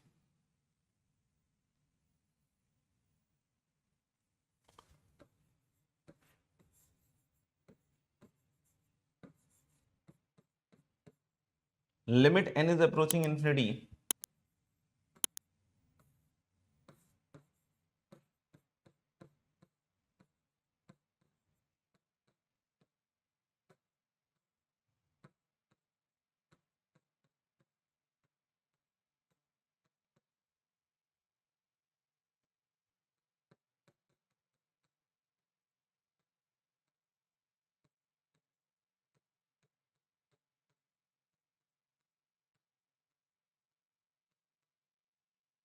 है ना। ये नेक्स्ट क्वेश्चन कीजिएगा बच्चों।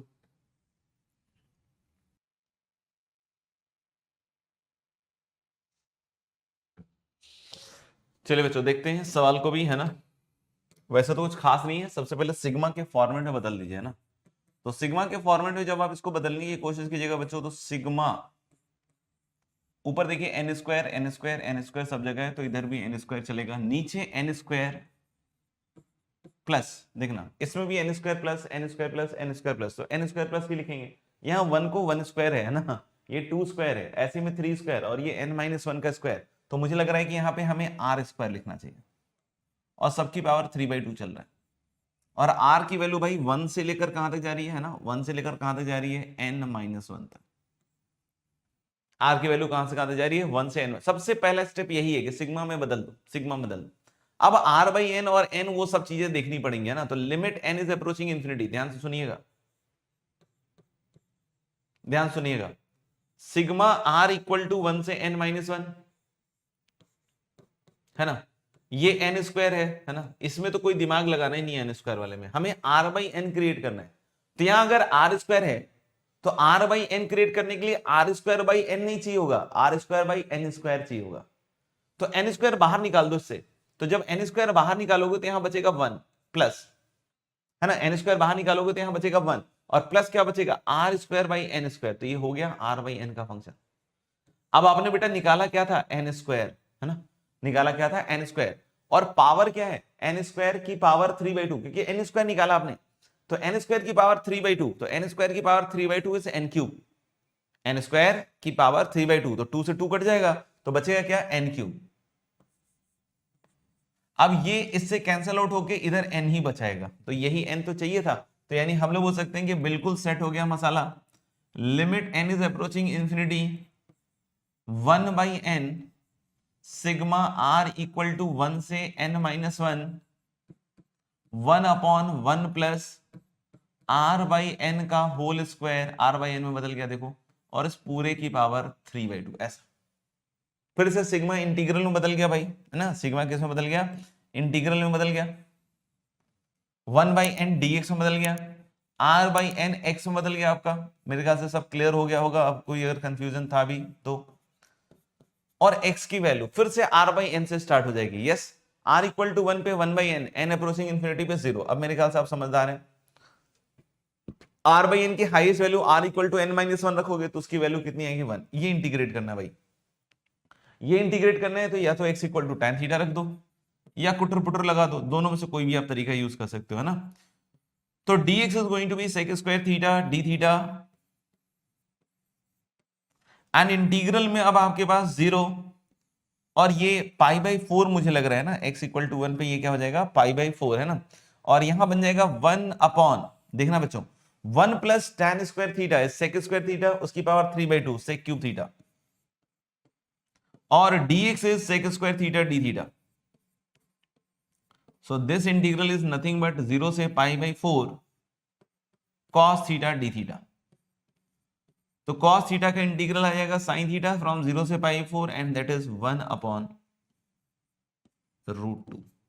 सो yes, the correct answer is 1/√2। देख लीजिएगा,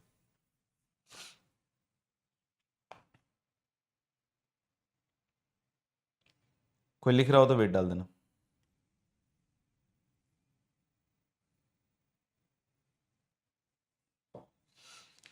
चलिए, आई होप सभी बच्चों ने लिख लिया होगा, है ना। नेक्स्ट क्वेश्चन पे चलते हैं, 4th number.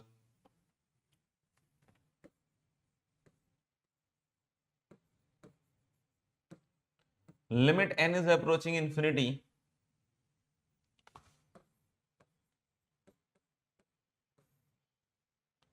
n+1 upon n square plus 1 square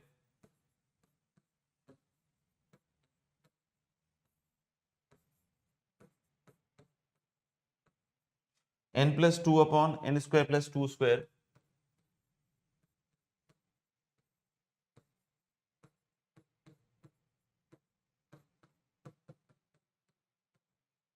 and so on till 3/5n।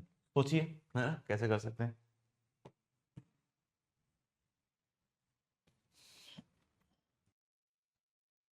Okay, good. तो देख सकते हैं बच्चों कि इसको लिख सकते हैं हम limit n is approaching infinity. अब ये लास्ट टर्म का मामला बड़ा खराब हो रहा है यार, है ना। लास्ट टर्म तो सब कुछ दिख रहा है ना, लास्ट यहां तक तो सब दिख रहा है, लेकिन लास्ट टर्म का क्या मामला है भाई। तो भाई लास्ट टर्म का मामला है बेटा, ध्यान से देखिएगा, n+2n, और नीचे हो जाएगा n स्क्वायर प्लस 2n का होल स्क्वायर। तो ये बनेगा कितना बेटा, 3n/5n स्क्वायर, जो कि आपको क्या देगा, 3/5n। ये बात है तो हम लोगों ने कहा कि 3n अपॉन कितना जाएगा, 5n स्क्वायर। तो यानी अब आप इसको अगर आप देखोगे ना ध्यान से, तो ये सीरीज ऐसे चल रही है, n+1 upon n square plus 1 square, n+2 upon n square plus 2 square. जब ये सेट करोगे तब जाके आपको सही में राइट नंबर ऑफ टर्म्स तक आप पहुंच पाओगे, तो यानी n+2n, क्योंकि n+n करोगे तो नहीं बैठेगा, तो फिर आपको सोचना पड़ेगा नेक्स्ट व्हाट। तो नेक्स्ट आपको 2n पे ये चमकेगा, है ना। तो हम लोग अब बोल सकते हैं क्या, कि इसको आप लिख सकते हो sigma n+r upon n square plus r square, और r की वैल्यू कहां से कहां तक भाई, 1 से लेकर 2n तक, and limit is n approaching infinity, है कि नहीं। अब इसमें क्या करोगे, आपको r/n अगर बनाना है तो मेरे ख्याल से अब इतना अपन देख चुके हैं क्या कि r बाई एन बनाने के लिए n को बाहर निकालते हैं, तो यानी यहां से n बाहर आएगा और अंदर बनेगा 1 प्लस आर बाई एन, है ना। ऐसे ही करना पड़ेगा, आपको टेक्निक सीखनी पड़ेंगे। और इधर से एन स्क्वायर बाहर निकालिएगा तो 1 plus r square by n square मतलब आर बाई एन का होल स्क्वायर। देखो ये भी सेटल हो गया है। वो जो 1 बाई एन का था ना वो भी काम हो चुका है, क्योंकि ये कैंसिल आउट होके एक एन बचेगा। तो limit n is approaching infinity, मेरे ख्याल से अब डायरेक्ट लिख रहा हूं मैं, है ना। तो आपको समझ में आ गया कि ये जो एन है ये बाहर ही आ जाएगा। तो अपने को सेट हो गया मामला। क्या है देख सकते हो, ये जो एन होगा इसको मैं यहां से हटा के यहां लिख दे रहा हूं, है ना। ये एन वाला जो है ना इसको उठा के मैंने यहां लिख दिया है ना, देख लो ध्यान से। तो हम लोग बोलेंगे कि अब देख सकते हो 1 by n is d x, sigma is integral 1 plus x upon 1 plus x square. अरे वाह, ये तो बहुत सिंपल इंटीग्रल है। r बाई एन की लोएस्ट वैल्यू, r की वैल्यू 1 के लिए तो 1 by n, n approaching infinity तो 1 by n is 0, 2n by n is 2, है ना। और इसको अलग अलग कीजिएगा तो बिल्कुल सिंपल इंटीग्रल से गई 0 से 2 dx upon 1 plus x square tan inverse x वाला, प्लस इधर x upon 1 plus x square है, तो इधर क्या करना पड़ेगा 2 से मल्टीप्लाई डिवाइड और 0 से 2, है कि नहीं। इधर बन जाएगा आपका tan इनवर्स x फ्रॉम 0 से 2 और इधर बन जाएगा हाफ, है ना, हाफ। और ये 1 प्लस एक्स स्क्वायर को t मानोगे ना, आप इतना कर चुके हो इसलिए मैं डायरेक्ट आपके लिए बोल रहा हूं। 1 प्लस एक्स स्क्वायर को t मानोगे तो 2x dx dt बनेगा, तो dt upon t is ln t, ln t मतलब ln 1 प्लस एक्स स्क्वायर, है ना। अगर नहीं समझ में आया तो 1 प्लस एक्स स्क्वायर रख लेना, t है ना, अपने आप दिख जाएगा 0 से 2। अब यहां से अपने आप आंसर आ जाएगा क्या, tan इनवर्स 2 0 पे 0 है ना, प्लस हाफ ln 5। तो बिल्कुल सही आंसर है आप लोगों का tan inverse 2 plus half ln 5। देख लीजिएगा, कोई भी स्टेप में दिक्कत हो तो बता दीजिएगा, है ना।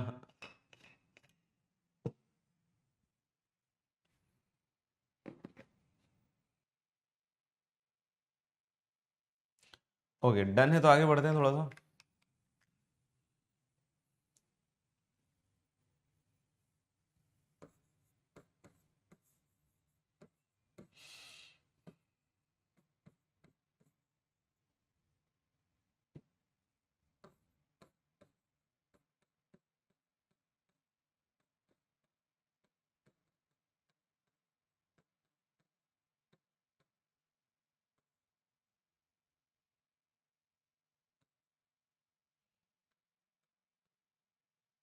Next is this limit n plus 1 into n plus 2 into n plus 3 till n plus n whole raised to the power 1 by n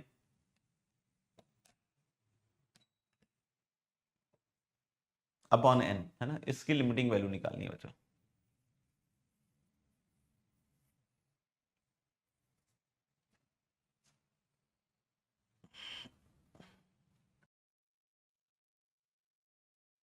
चलो करके दिखाते हैं, है ना। Ready, come on everyone, let's see कि इस प्रॉब्लम को कैसे किया जाए। यहाँ पे सबसे पहली चीज समझ में आना चाहिए कि यार सर सम में नहीं दिया हुआ है, ये प्रोडक्ट में दिया हुआ है ना। अभी तक हमने जितने भी सॉल्व किए क्वेश्चन सब में सिग्मा था, सब में सिग्मा था, कंटिन्यूड सम था, है ना। अब यहाँ पे क्या है, कंटिन्यूड प्रोडक्ट है। तो सबसे पहली चीज तो ये समझने पड़ेगा कि ये जो थोड़ा सा वेरिएशन है इसका अलग है। और अगर इसको आपको कंटिन्यूड सम में बदलना पड़ेगा तो कहीं ना कहीं दिमाग में चल रहा है कि लॉग मेरे को मदद करेगा, लॉग, लॉ नहीं लॉग। तो हम लोग इसको कैसे सेटल करें जरा देखिए। सबसे पहले तो मैं क्या कर रहा हूं ना कि ये जो नीचे n लिखा हुआ है ना इसको पहले अंदर समेट रहा हूं, अंदर मतलब इसके ब्रैकेट के अंदर ले जा रहा हूं। तो इसको मैं ऐसे लिख देता हूं n की power n whole raise to the power 1 by n। अगर मैं ऐसा लिख देता हूं तो यानी कि अब पूरे ब्रैकेट पे पावर हो गई 1 बाई n, पूरे ब्रैकेट पे, पूरे ब्रैकेट में पावर क्या होगी भाई 1 बाई n। और अंदर क्या बना भाई अब n plus 1 n plus 2 n plus 3 till n plus n, है ना। और अंदर चला जाएगा अब n raise to the power n, ऐसा जाएगा, है ना, n raise to the power n। आपको बोले सर इसके आगे कैसे होगा, सुनना ध्यान से। इसके आगे आप इसको ऐसे लिख सकते हैं limit n is approaching infinity, है ना। इस n की पावर n को देखिए कैसे लिखना है हमें, तो जैसे n+1, n+2, n+3 till n+n जा रहा है ना। नीचे जो n की पावर n है उसको तोड़ तोड़ के लिख सकते हो, n into n into n, how many times, n times. क्योंकि टोटल ऊपर ब्रैकेट्स कितने हैं बच्चों, टोटल ऊपर ब्रैकेट्स हैं आपके पास n, है ना। टोटल ब्रैकेट्स ऊपर कितने हैं, n+1, n+2 टिल n+n, तो ये n ब्रैकेट्स हैं। और इसको भी आप n की पावर n को लिख सकते हो n n n n times. तो ये सबके नीचे एक एक ब्रैकेट लगा दिया, है ना। और इस पूरे की पावर 1/n। ध्यान से देखिए, क्लियर है यहां तक, यहां तक क्लियर है। अब अगर यहां तक क्लियर है तो आप अगर थोड़ा सा और सोचिए इसमें दिमाग लगा के, तो आपको एक r/n वाला फॉर्मेट दिख जाएगा। कैसे भैया, 1+1/n, 1+2/n, तो ये 1+r/n ही तो है, 1+3/n और टिल 1+n/n, ऐसे सेम फॉर्मेट में लिख रहे हैं। तो कोई बोले सर इसके आगे क्या करोगे, सर इसके आगे अब हम लॉग का इस्तेमाल करने वाले हैं। या तो लॉग का इस्तेमाल कर ले या फिर इसको लिख दीजिए e की पावर में। तो e की पावर में लिखोगे तो कैसे लिखोगे बताओ, e की पावर में लिखोगे तो पहले याद करना, अगर हमारे पास a की पावर b है तो हम कैसे लिखते हैं, e की पावर b ln a, यही तो लिखते हैं। तो e की पावर b ln a मतलब b कौन है, ये वाला पावर, तो 1/n नीचे उतर गया। And log of this entire quantity, यानी कि log of 1+1/n plus 1+2/n and till 1+n/n। देख लो आप लोग भी, यहां तक क्लियर हो गया, यहां तक क्लियर हो गया। अगर ये क्लियर हो गया तो इसके आगे का स्टेप बिल्कुल महीन है, मतलब बहुत आराम से। e की पावर 1/n और अंदर देखिएगा, अंदर बनेगा ln 1+1/n, लॉग की property ln a b c d करके जो होता है, तो ln a plus ln b plus ln c ऐसे करके लिख सकते हैं, ln 1+2/n।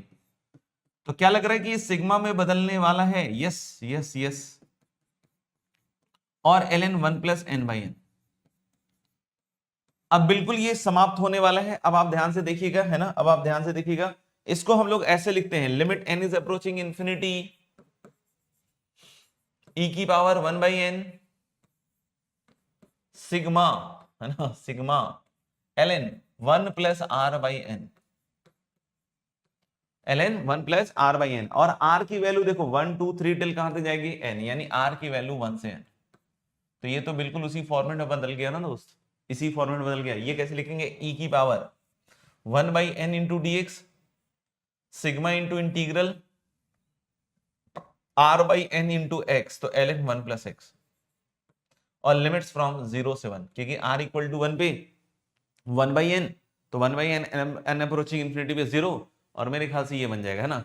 इसको आप चाहो तो ऐसे भी लिख सकते हो, e की पावर 1 से 2, है ना, इसमें 1 घटा रहे हैं ना, तो ऊपर नीचे 1 जोड़ देंगे, तो 1 घटाएंगे तो ये ln x हो गया। और इसका इंटीग्रल क्या होता है, e की power x ln x minus x, है ना, 1 से 2, 2 रखिएगा तो e की पावर 2 ln 2 माइनस 2, और माइनस 1 रखिएगा तो 1 ln 1 इज 0 और माइनस 1, है ना। तो मुझे लग रहा है कि दिस इज e की पावर 2 ln 2 और minus 2 plus 1 is minus 1, so this is going to be e की पावर ln 4 अपॉन e की power minus 1, that is e, so this is 4/e। Clear है भाइयों, 4/e, देख लो, खुश रहिए राजा जी।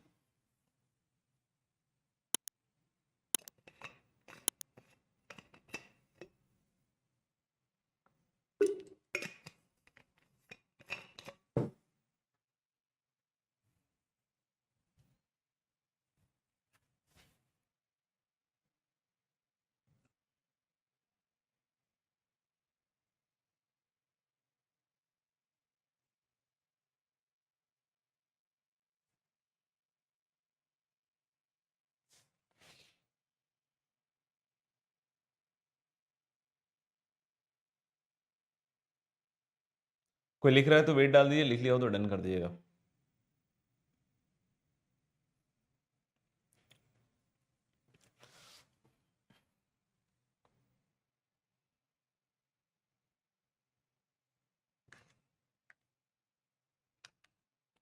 Okay, next हम लोग कुछ सवाल होमवर्क के दे रहे हैं हमको।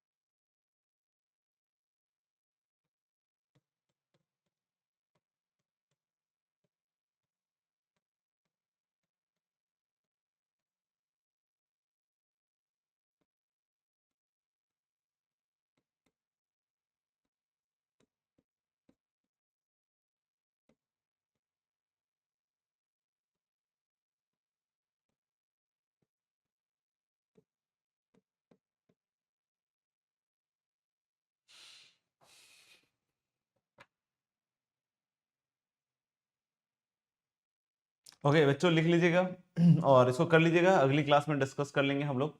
और बाकी होमवर्क में बतलाइए क्या क्या था होमवर्क, अपन डिस्कस कर लेते हैं थोड़ा।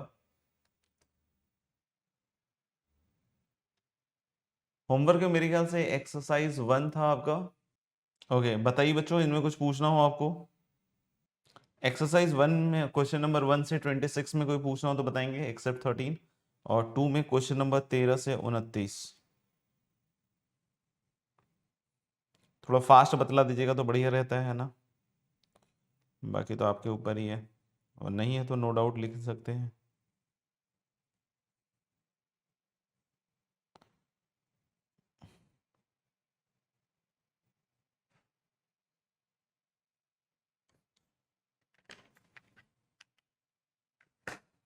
एक्सरसाइज 2 क्वेश्चन नंबर 20 डाउट आया है।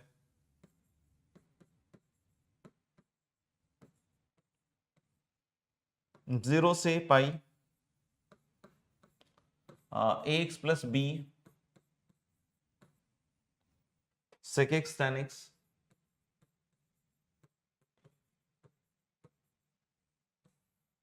Upon 4 plus tan square x। तो मेरे ख्याल से इसमें किंग का इस्तेमाल कर, सॉरी क्वीन का इस्तेमाल कर सकते हैं। 0 से पाई बाई 2 है ना। और इधर अगर आप लिखते हो तो कितना बन जाएगा, ये सेम चीज बनेगी ax plus b sec x tan x and whole upon 4 plus tan square x। और f of upper limit minus x कीजिएगा, है ना, f of upper limit minus x कीजिएगा, तो this is going to be a into pi minus x plus b, ये तो बनेगा। और इधर देखो सेक पाई माइनस एक्स बनेगा which is minus sec x, और tan pi minus x which is minus tan x, तो दोनों में माइनस होने के कारण दोनों माइनस माइनस प्लस हो जाएगा, है ना। और नीचे मेरे ख्याल से फिर से tan पाई माइनस एक्स, तो टेन माइनस टेन एक्स है बट उसका स्क्वायर है, तो ये चीज मेरे ख्याल से बन जाएगी, है ना। क्वीन लगाते हैं तो 0 से पाई बाई 2। अब आप देख सकते हैं कि ऊपर से sec x tan x बाहर आ गया, और sec x tan x मुझे लगता है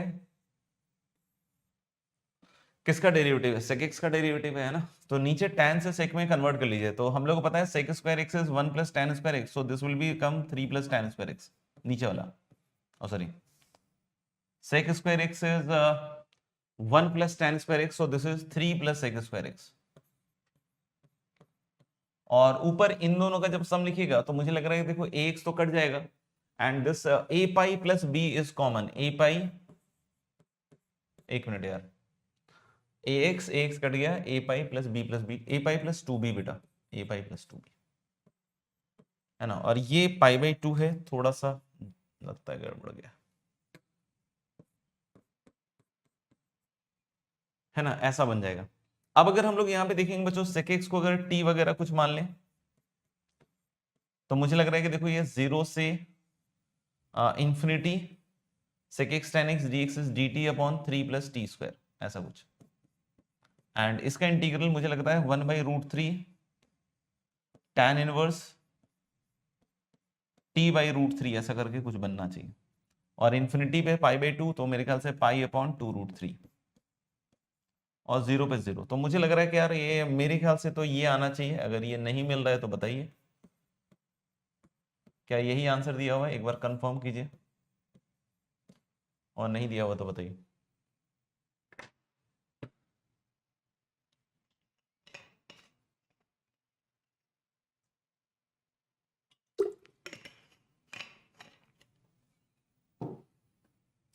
देख लीजिए फटाफट से कंफर्म कर दीजिए ये आंसर मैच कर रहा है या नहीं कर रहा है। देन कम्स क्वेश्चन नंबर 14, है ना, 14 में क्या बोला है, इंटीग्रल 0 से 1, ये कल परसों ही बतला रहा था, है ना, upon x square minus x plus 1, that is x into x minus 1 plus 1 dx, ऐसा। इसमें लगा देते हैं हम लोग क्या, क्वीन, फिर से, है ना, इसमें क्या लगा देते हैं, क्वीन, तो इसको हम लिख सकते हैं 0 से half f x plus f of upper limit minus x, है ना, तो एफ एक्स तो यही है x into x minus 1 plus 1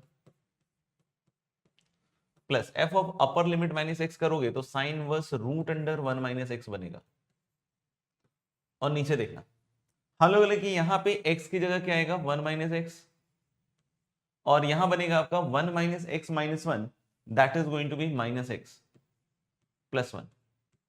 अगर आपको दिख गया हो तो ये चीज जो है ना नीचे वाली, ये सेम टू सेम है, तो दिस इज 0 से हाफ, और ये x इंटू एक्स माइनस 1 है, ये भी x इंटू एक्स माइनस 1 है, इस माइनस को अंदर डाल दीजिए, तो नीचे बन जाएगा x square plus x plus 1 दोबारे, x square minus x plus 1 दोबारे से बन जाएगा, और ऊपर ये sine inverse root under 1 minus x, और इसको मैंने अभी कल परसों की क्लास में बताया था कि ये कॉस इनवर्स रूट एक्स है, तो very easy problem, this is directly pi by 2। अब dx अपॉन क्वाड्रेटिक मेरे ख्याल से परफेक्ट स्क्वायर से किया जा सकता है ना, dx upon quadratic can be solve using perfect square, देख लीजिएगा। Then coming to question number 19।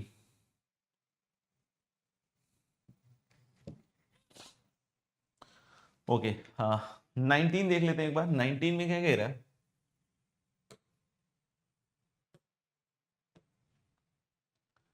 19 में मुझे लग रहा है कि continuous real function f of 2x equal to 3fx दिया हुआ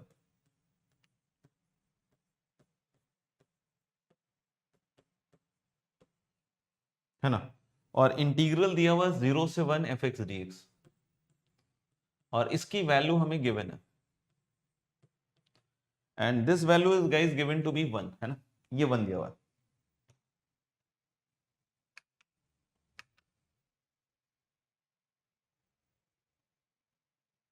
तो गलत होगा फिर आंसर, है ना, फिर आंसर गलत होगा, उसको पाई/3√3 सॉरी पाई/2√3 कीजिए, है ना। ठीक है, हाँ ये तो हो गया ना। ठीक है, तो हम लोग ने क्या कि यहां से एफ एक्स क्या आ जाएगा, f(2x/3) dx and this is equal to 1, है ना। हमने क्या किया भाई, एफ एक्स को यहां से उठा के f(2x/3) रख दिया, तो यानी कि 0 से 1 f(2x) कितना हो जाएगा, dx कितना हो जाएगा 3, है ना, इक्वल टू क्या होगा 3। अब इसको दोबारा से एफ एक्स में बदलते हैं, तो मैंने बतलाया था ना कि इसमें हाफ से 2 से डिवाइड कीजिए, और 2 से डिवाइड कीजिएगा, एक मिनट सॉरी, इसको 2 से डिवाइड कीजिए, तो 2 से डिवाइड कीजिएगा तो ये एफ एक्स बन गया। टीएसपी लगा रहे हैं ना, टीएसपी लगा रहे हैं। अगर 2 से अंदर डिवाइड किया तो मैंने बताया था 2 से बाहर भी डिवाइड कीजिए, है ना, और लिमिट में 2 से मल्टीप्लाई कीजिए, तो ये 0 से 2 आ जाएगा and this is equal to 3। इस 2 को उधर ले जाइएगा तो 6 हो जाएगा, और इस 0 से 2 को तोड़ दीजिए, 0 से 1 F x d x plus 1 से 2 एफ एक्स डी एक्स। तो जब आप 2 से क्रॉस मल्टीप्लाई करके उधर लिखिएगा तो 6 आ जाएगा, और ये जो 0 से 1 एफ एक्स डी एक्स इसकी वैल्यू 1 दी हुई है ना, तो इसको 1 यहां रख दीजिएगा, तो उधर ले जाके लिखिएगा तो 1 से 2 एफ एक्स डी एक्स कितना आ जाएगा 5, है ना, तो इसकी वैल्यू आ जाएगी आपकी 5, यही इसका आंसर है ना, यही पूछ रहा है तो इसी का आंसर यही होगा। Then coming to question number 23, है ना। इसके अलावा कोई डाउट है एक्सरसाइज 1 में 2 में तो जल्दी लिख दीजिए, क्योंकि लिखने में आप लोग का समय बहुत ज्यादा जाता है। I1 निकालना है सिर्फ, है ना, I1, तो इसमें बहुत ज्यादा दिमाग नहीं लगाना है, सीधा -1 से 1, है कि नहीं। Fractional part of x plus 1 तो बहुत बार बताया जा चुका है हालांकि, है ना, फ्रैक्शनल पार्ट ऑफ x और fractional part of x² plus 2 that is fractional part of x²। ये सब फ्रैक्शनल पार्ट की प्रॉपर्टी में बहुत बार बताया जा चुका है कि अंदर इंटीजर ऐड करने से कोई फर्क नहीं पड़ता फ्रैक्शनल पार्ट को, और यहां बन जाएगा शायद fractional part of x3, right, and this is dx, sorry. तो जब भी -1 से 1 या -a से a आ रहा है ना, बार बार आई एम रिक्वेस्टिंग कि what you need to do is 0 से 1 कीजिए, ना 0 से 1 कीजिए, 0 से 1 कीजिए, तो 0 से 1 कीजिएगा F x plus f of minus x, right. तो जब आप एफ एक्स लिखिएगा तो ये पूरा पूरा ही रहेगा, fractional part of x, fractional part of x square, fractional part of x square, fractional part of x cube, ये पूरा पूरा रहेगा, ये हो गया आपका एफ एक्स, है ना। प्लस अब आप क्या करने वाले हैं, एफ ऑफ माइनस एक्स, है ना, एफ ऑफ माइनस एक्स करने वाले हैं, एफ ऑफ माइनस एक्स करने वाले हैं दोस्तों। एफ ऑफ माइनस एक्स जब कीजिएगा, है ना, सुनिएगा ध्यान से, तो यानी अब यहाँ आएगा fractional part of minus x, इसके ऊपर कोई फर्क नहीं पड़ेगा, ये fractional part of x square ही रहेगा, क्योंकि माइनस एक्स करने से क्या ही फर्क पड़ेगा इसको, है ना। प्लस यहां भी fractional part of x square रहेगा, लेकिन उसके बाद वाला fractional part of minus x cube बन जाएगा dx।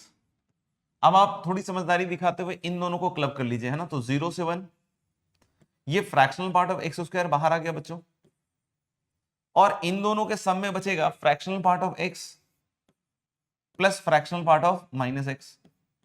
आपको इसकी वैल्यू पता है क्या, ये प्रॉपर्टी ऑलरेडी बताई जा चुकी है।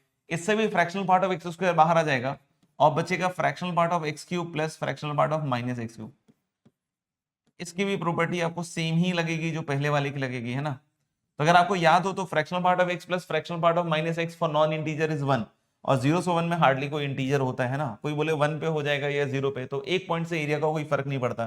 तो ये भी 1 हो गया, ये भी 1 हो गया दोस्तों, ये 1 + 1 2 बाहर आ गया, 2 बाहर आते ही 0 से 1 fractional part of x square को क्या लिखोगे, x square minus greatest integer of x square, this is fractional part of x square. तो I think pretty easy question, x 0 से 1 के लिए खत्म हो जाएगा, और एक्स स्क्वायर का x³/3 आएगा तो 1/3, है ना। तो मेरे ख्याल से आंसर इज 2/3 फॉर दिस। एक बार आंसर कंफर्म कर दीजिए, कोई गड़बड़ तो नहीं। और कोई डाउट है तो बतला दीजिए, क्योंकि अब कोई डाउट आया नहीं है, तो मेरे ख्याल से मैं अज्यूम कर लेता हूँ कोई डाउट नहीं। एक्सरसाइज 1 से 26।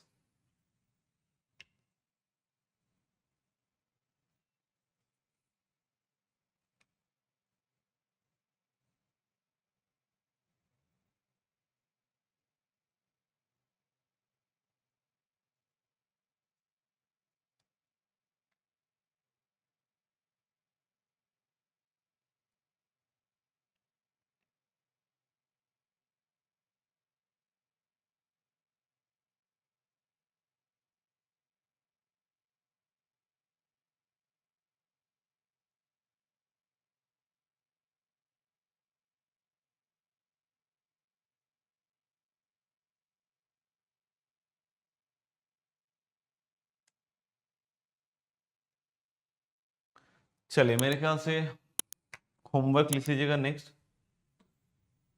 Exercise 3 1 to 25। इसमें बहुत सारे सवाल करने हैं, है ना, क्योंकि ये बहुत इंपॉर्टेंट टॉपिक है। तो देख लीजिएगा एक बार। तो एक्सरसाइज 3 1 से 25। और आज के लिए हम इस सेशन को यहाँ समाप्त करते हैं। फिर भी आपको कोई बात लग रही हो पूछने लायक तो पूछ सकते हैं, है ना, और नहीं तो फिर इसको एंड करेंगे। Thank you very much. Okay then, bye bye, take care, see you all.